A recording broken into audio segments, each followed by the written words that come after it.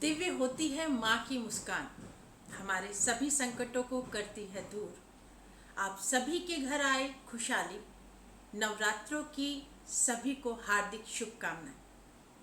Sir मंगल मांगले शिवे सर्वार्थ साधिके, शरण्य त्र्यंबके गौरी नारायणी नमोस्तुते। शारदीय नवरात्रि की बहुत बहुत शुभकामनाएं। और इसी के अंतर्गत जो हमने विषय ले रखा है कि इस नवरात्रि कुछ खास विशेष जानकारी माँ के व्रतों को लेकर, माँ के पाठ को लेकर और पूजा आराधना के विषय में हम चर्चा कर रहे हैं। तो आज हम बात कर रहे हैं पूजा में बिल्कुल भी स्टील के बर्तनों का इस्तेमाल ना करें। आप पीतल के बर्तन या तांबे के बर्तन अगर आप ये नहीं ला सकते तो आप मिट्टी के बर्तन नए कुम्हार से लाकर पूजा में इस्तेमाल करें। एक चीज़ हमेशा ध्यान रखें कि पवित्रता का विशेष ध्यान रखा जाए इन व्रतों में, इसलिए ब्रह्मचर्य का पालन भी इन व्रतों में माना जाता है। कहा जाता है कि अगर माता के व्रत रखते हैं तो घर के अंदर प्याज लहसुन भी नहीं बनना चाहिए। इन बातों का ध्यान रखिए। जब नवरात्रि प्रारंभ करें तो घर के सामने यानी मुख्य द्वार पर आम के या अशोक के पत्तों की बंधनवार अवश्य बांधें। घर की सकारात्मकता बढ़े, इसके लिए जो भी जल आप पूजा में रखते हैं उसका छिड़काव घर के अंदर करें या फिर पौधों के अंदर उनको डालें, जिससे कि आपके घर के अंदर जो सकारात्मकता आ रही है वो आपके घर बरकरार रहे। आज हम बात कर रहे हैं कि दुर्गा सप्तशती की आराधना या पूजा पाठ का विशेष महत्व माना जाता है नवरात्रों में।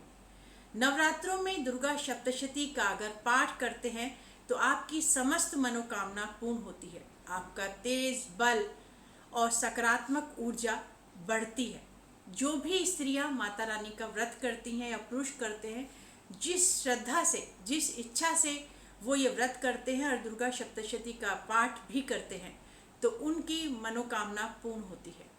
दुर्गा सप्तशती पाठ को करते समय आप अपने सम्मुख एक लोटे में जल रखें, जिसके अंदर जो भी आप पूजा आराधना करते हैं, कहा जाता है कि पानी जो है मेमोरी रखता है, याददाश्त रखता है। तो आप जो पूजा पाठ करते हैं वो मंत्र वो ग्रहण करता है और उस जल को अगर आप पीते हैं या अपने घर के अंदर छिड़काव करते हैं या पौधे के अंदर डालते हैं तो वो एक सकारात्मक ऊर्जा को बढ़ाने वाला होता है। अगर आपके घर के अंदर किसी भी तरीके की नकारात्मक ऊर्जा प्रवेश कर गई है या नकारात्मकता का प्रभाव आपके घर के अंदर आपको लगता है तो दुर्गा सप्तशती के सम्मुख रखा हुआ लोटे में जल एक औषधीय काम करता है, यानी उसके लिए रामबाण है।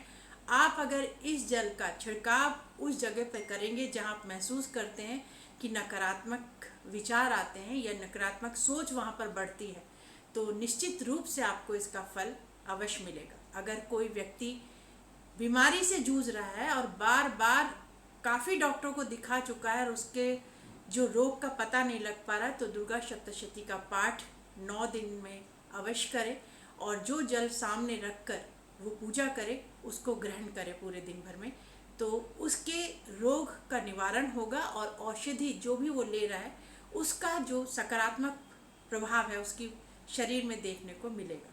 तो नवरात्रे आप सभी के लिए मंगलमय हो। नवरात्रों में पूजा आराधना श्रद्धा पूर्वक करें और माँ के चरणों के अंदर बैठकर अगर आप नवरात्रि यानी रात्रि के समय कुछ देर उनके सानिध्य में बिताते हैं तो ये बहुत ही श्रेष्ठ रहेगा, क्योंकि इसका नाम नवरात्रि है। नवरात्रि में माता का स्मरण किया जाए, इसीलिए इन दिनों जागरण होना या माता के भंडारे लगना ये सब आप देखेंगे कि आपको जगह जगह देखने को मिलता है। आप फूल और अक्षत लेकर जब आप शुरू करेंगे पहले नवरात्रि पर तो संकल्प लेकर माता के चरणों में अर्पित करें और अपने व्रत का प्रारंभ करें। तो आप सभी के लिए ये नवरात्रि मंगलमय हो, ऐसी मेरी कामना है। अगर आप भी कोई जानकारी चाहते हैं व्रत त्योहार के बारे में, ज्योतिष के बारे में, वास्तु विजिट कराना चाहते हैं, कुंडली बनवाना चाहते हैं, तो आप हमसे फ़ोन से अपॉइंटमेंट लेकर कांटेक्ट कर सकते हैं। मिलते हैं एक नए वीडियो में, तब तक के लिए